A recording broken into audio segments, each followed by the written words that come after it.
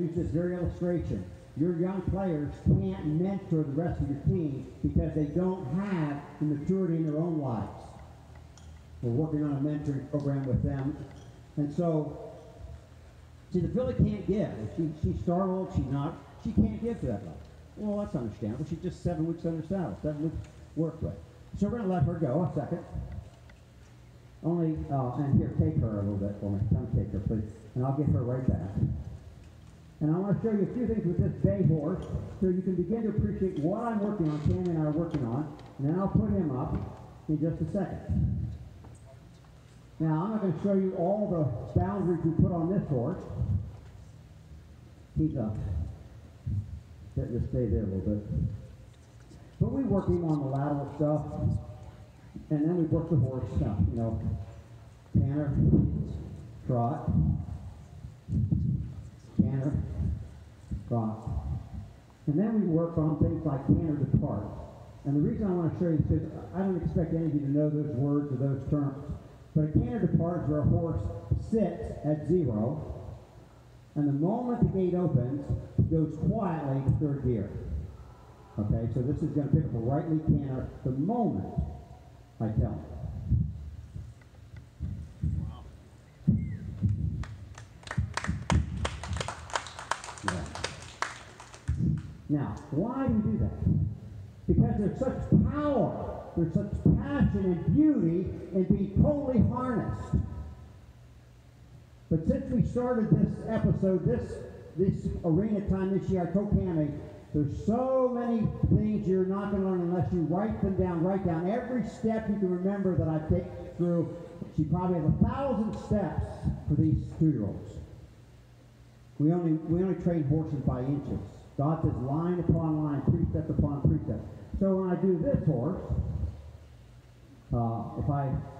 if I ask this horse to turn, it's not like the dog. No, we're not can. Whoa, there, hey, there.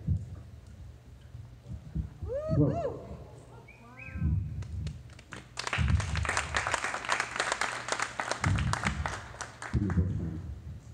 I got it. Now you see, it takes time.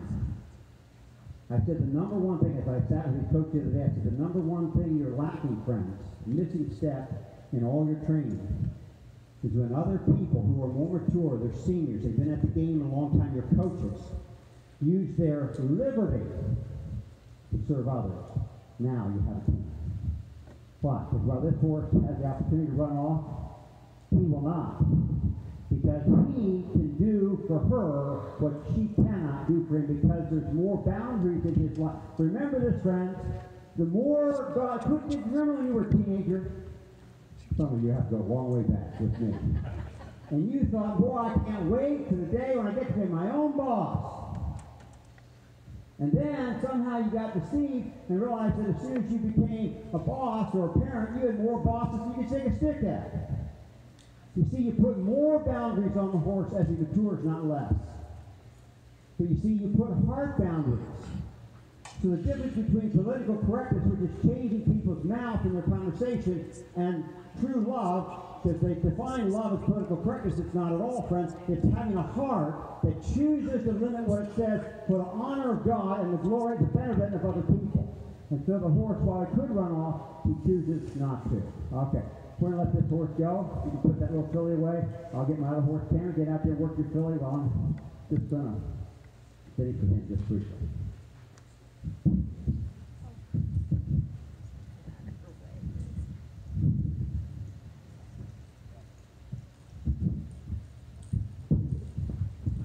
Whoa. Hey, you're not running straight. See how he listens to the leg that's open? Heads up. Whoa. We're going to let him go. We got other ponies to work.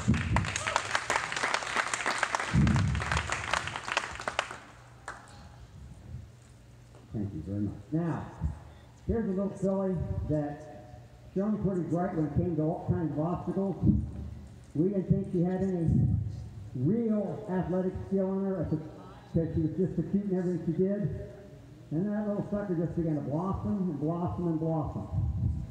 So Tammy's now working on getting her to really move up underneath, stay straight. So because this is a Rocket, same age as the rest, basically. Good. Right lead. See how the horse stands. Notice that she has what we call German martingale or a training fork on this filly. Why? Like young children always need to be reminded, close your mouth, son. Sit up, son. Sit up, put your shoulders back. Young horses all need to be trained in poise. Why? The moment the head comes up, why does the horse's head come up? Because when they're afraid or they're upset, they always raise their head because they feel more in control. That's what pride is. We always want to be back in the driver's seat. We don't care how low the horse's head is. All we care that the ligament on the top side is fully stretched and the horse suspends the weight on its back because of the relaxation of the horse. Now there's a little filly that's starting to get so good. There, good. No, that's terrible. I go do that over again, roll back to the left, and now this time I'll coach you through that. Good. We stop all of our horses. Never stop them straight. Why? Stop a second. Stop it. You see, horses, like people, you stay right there. Whoa, you. She didn't know I'm talking to her. I know you're trying to get out this way. Horses have a thing called alignment. If they want to strike or rear, they keep this vertebrae all lined up. And so you have to take them out of that alignment and then realign them under your authority. That's exactly what God does. We have a worldly alignment. We have an alignment to the wrong friends. We have an alignment to the wrong desires. Not that our desires are wrong, but we tend to attach them to the wrong things. So we take this horse like she is, and so when we first stop our horse, we never let them line up. When a horse lines up at buck, he'll kill you. When a horse lines, go ahead and stand her now. So we take them out of alignment by taking the shoulders this way. Until, hello, how do we know we've taken the horse out of alignment? Watch his face. See it pay out right there? Watch his jaw become soft. Watch his head drop. Now, I'm not turning the horse's head like this. This is what a lot of people think this is. We're only softening the jaw. That's all we're doing and we push the background up so we get this soft on the side. Watch this horse change in his countenance. The moment you are unaligned to the wrong sources, your countenance changes, your jaw changes, your mouth changes. There it is, right there. Right, good. And now let's see the horse that's soft. Bring her right up here in this soft dirt and push her to stop and say, whoa. There we're talking. There you go. You see, you don't need to stop a horse. You give permission to obey you and desire to obey you completely with a band. We don't pull them down. We sit behind, we push them to excellence. Now, before we do that, you see most people are wanting to pull a horse down. So, where else do you want to show on her? That's pretty good. That was very good. Now, we don't stop that till it's straight on. It's not ready for it yet. Her slides aren't even, her slides aren't strong. So we're going to take this horse and show you the difference. Now, he's a stud horse. So he argues with me like this all the time. And he wants to tell me the lesson plans for the day. So I'll just take this colt and just work him until he's soft. Because every day, every stinking day I ride this horse, I have to re-earn his trust. Why? Because I'm expecting to build him farther. So I want more trust tomorrow than I have today. So I'll just take, unlike the mare, there it's soft. So now when he softens, I'll lift him with my heel. There. Now I couldn't get a right lead on this colt for diddly squat. He was always giving me argumentation and shoots. So now that he has this, watch this, I'll push him into a right lead. Push, drive, push, until he's soft again. Never release him until he releases you. The greatest reward in heaven is not what you get, it's what you find in your spirit when you do the right thing. So I push this horse until you see him release. Okay, there it is. There it is a little. Now I want him to abide in that release. There it is. He either wants to quit, throw his head up and get lippy with me, or good. Now watch. Trot, push, to trot. Don't pull, push.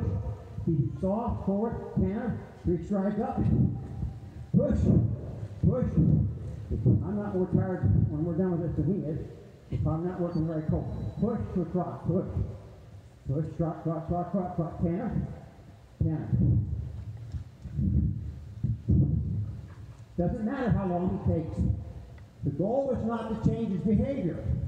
The goal is to empower him with my commitment to help him make healthier decisions. Push to a trot. Now, J Max was here the other day. In fact, we put it on him on the right leg because I couldn't get it. Now, these are called works of righteousness. When he gets it, drill it. Then we take the same colt, and now we take this lead way out here, sit back here like a geek, hold him on an outside, down canter. Notice how much support it takes to keep this horse cantering on the wrong leg. Now think. Hey, there we go.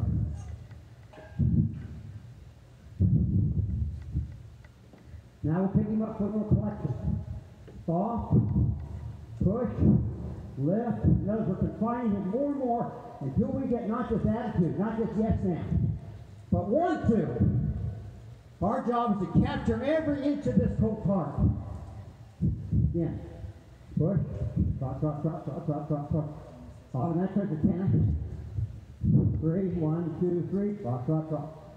He's got to hit my feet. My hands do not change. Canter. Rules don't change. It's not about the exterior. Trot, trot, trot. Push, push, push. Canter, canter, canter. Good. Now walk. Push, walk.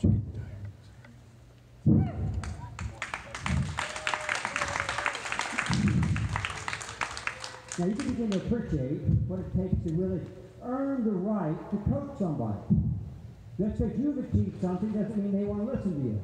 They might worship the ground you're on, but when it comes to really influencing somebody's life, you've got to earn the right to the deepest secret of their heart. And you notice it's a lot more about engaging and identifying and empowering than it is about giving rules and explanations and excuses.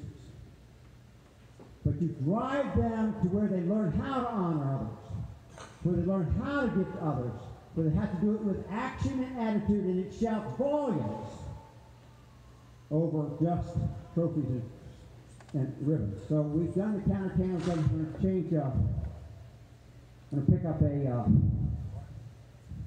left lead. No, what did I do? Yeah, pick up a left lead. Sorry, I got to change 2 leads in the other direction. So I'll pick up a left lead. This is easy. I'll lead. Push. Now watch how we do this counter canter. Counter canter is an unnatural thing. So I sit way back here with my feet. You lead with your feet. You support with your legs. And you give them direction. Down to support, support, support, support, support, support, support, support, support, support. Finish.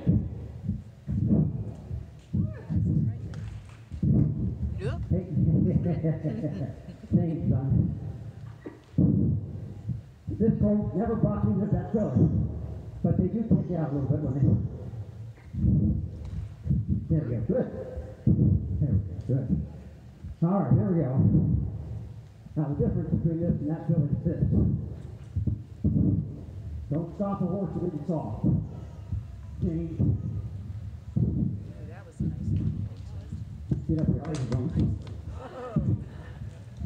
They get soft. Passion. They got to lose themselves. Got to lose himself in the head check. Soft. Push. Push. Push. Push. Push. Push. Through. Yes!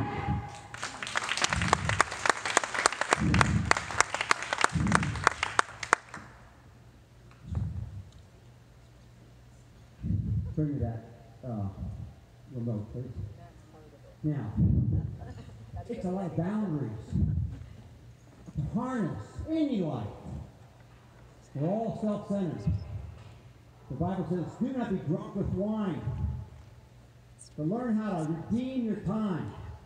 For all that dissipation, the waste of your life, it's a waste of time. The greatest consequence of sin, friends, is a wasted life, a wasted talent. But to harness all this takes a lot of hands, takes a lot of horse, takes a lot of team to get it all directed forward into the head. Softly. Boy, that's tough.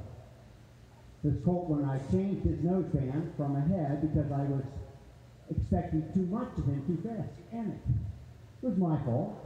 But you don't know anything as a parent till you make mistakes, do you? No, you have to try. And a lot of other horses could have handled that fine. He panicked and he said, you're just trying to change me, trying to make me like my old man. Well, no, not quite. But anyhow, we'd like him like his old man, or a few others like that. We're going to take him over to the flag and let him get used to this. This boy has a future that's brighter than a copper penny. So a bunch of those horses. They're just nice ponies. And then we're going to give this boy a chance to start showing what he can do. Now, he's not going to raise his cut, but he's going to start paying attention. Woo. What he hears, and if he's not being stud, he looks. Come on, get up there, Tony. Whoop, whoa. See, when he grabs, he's complaining. So I'll pick him up here. No, you don't get to complain. Why? Because that's wrong now. He's a better horse than me. So I'll pick him up so he gets off of that, gets back to softness. And as soon as he gets soft, he's stepping around again and bring it back. Wow. I hate people that do that to me. Expect me to behave with the right attitude. So let him follow it on his own. Flag stop, he stop.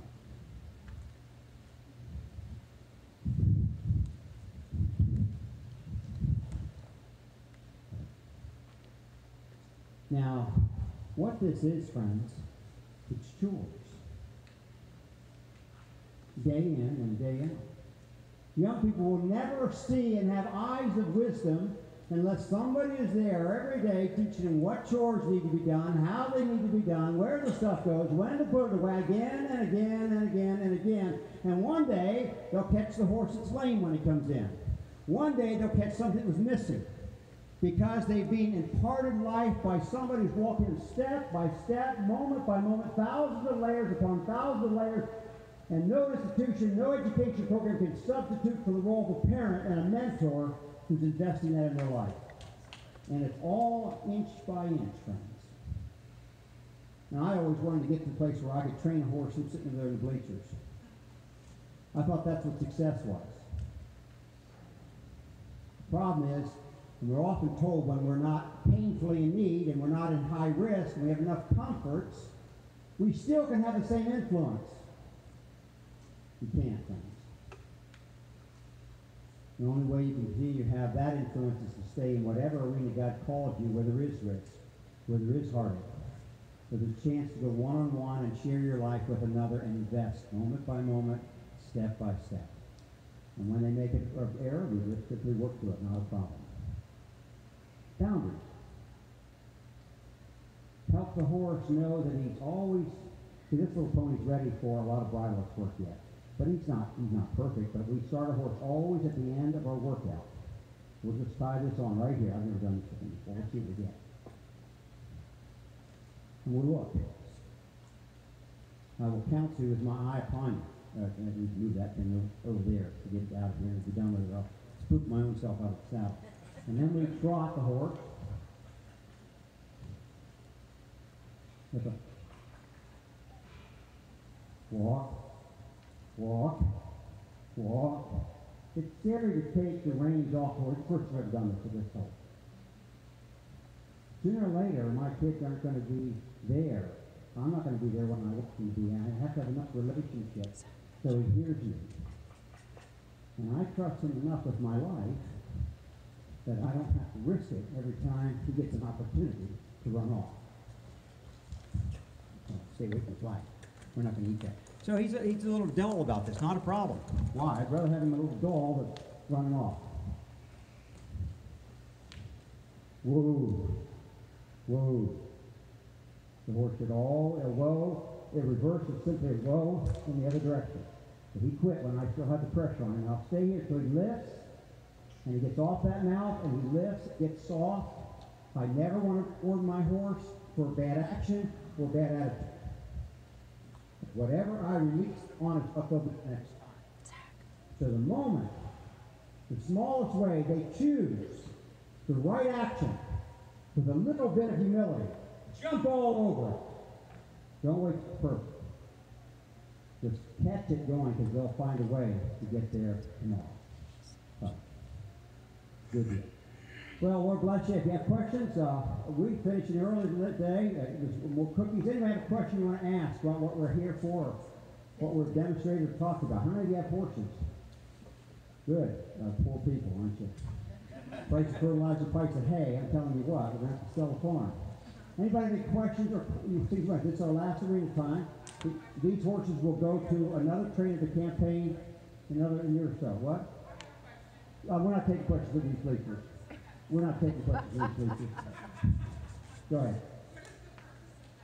Ah, good. What's the purpose of flag? I'm sorry, I didn't even introduce you to that. One day, if he's boxing cattle or cutting cattle, he needs to learn to pay attention to something that moves and keeps his eye on. I stay 25 feet back or 25 feet so he doesn't get in, and you lose perspective when you get too close. You make poor decisions. So you keep them back where they can balance, they can begin to monitor things, and take control for themselves. So eventually, the little bay horse, I didn't keep him on there, but we can put him on that flag bridle and he'll work the flag on his own. Okay?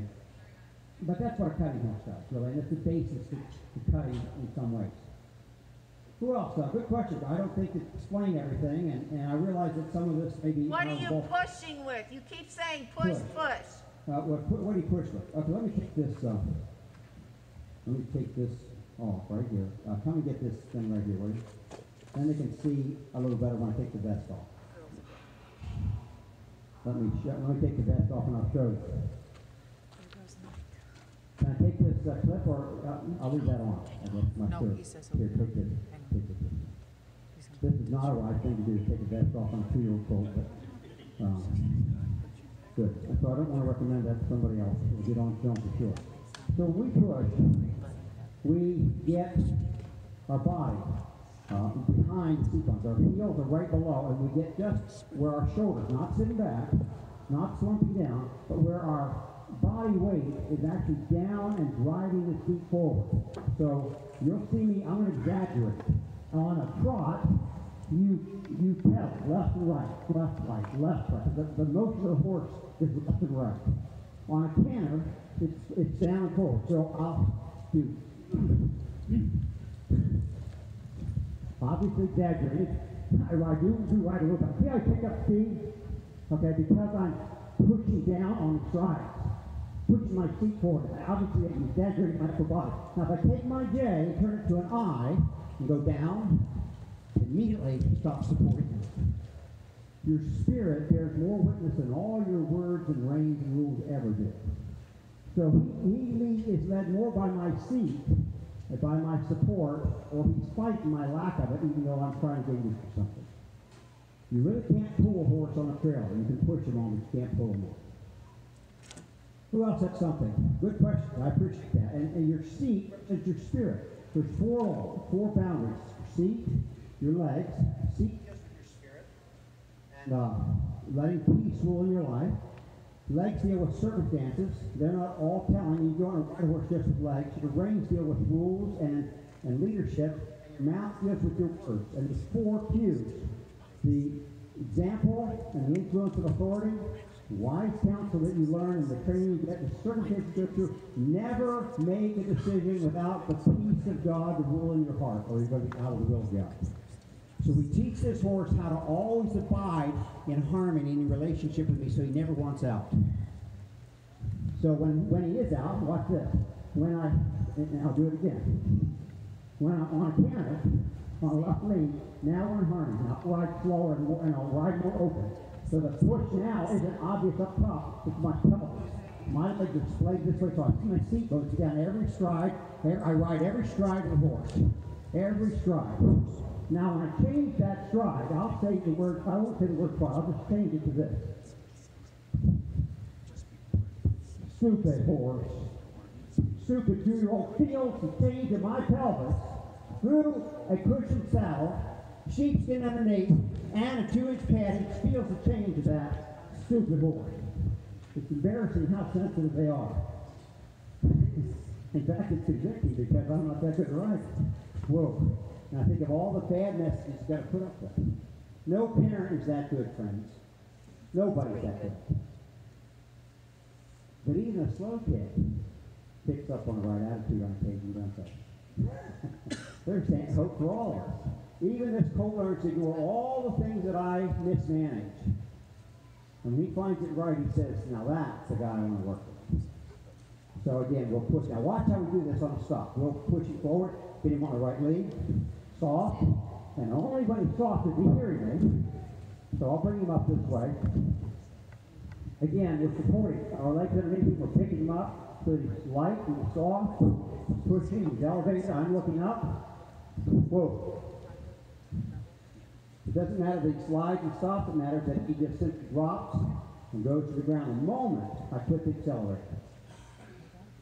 That's why if you're on ice, you never put cruise control on, because by the time you go to get it off, you're already someplace else. But if you're not on cruise control, the moment you take your foot off the accelerator, your vehicle, unless you're going downhill, normally stops accelerating. It does in a truck anyhow. So that's what we do with these folks. We push them, push, push, push, whoa. Now there he went and grabbed that, see? So I'll get after it. Now, don't hesitate to take a horse apart. But don't you ever take something apart and you aren't willing to put it back together. Better than you got it. So I'll help you get successful at it. So I'll push him. This time I'll give a little more push to him. Pick up that outside shoulder, he's flat on me. Whoa. Yeah. There we go. Good. Good. Where else do we want to go? Yes, sir. Stay back. This is my 4th year of Putting up with me. I want to know how much I appreciate not only you, but everybody. The team has done a wonderful job of having the community. We'd love to have you here, and I appreciate you do a lot of good things. And the ponies have gotten better every year, haven't they?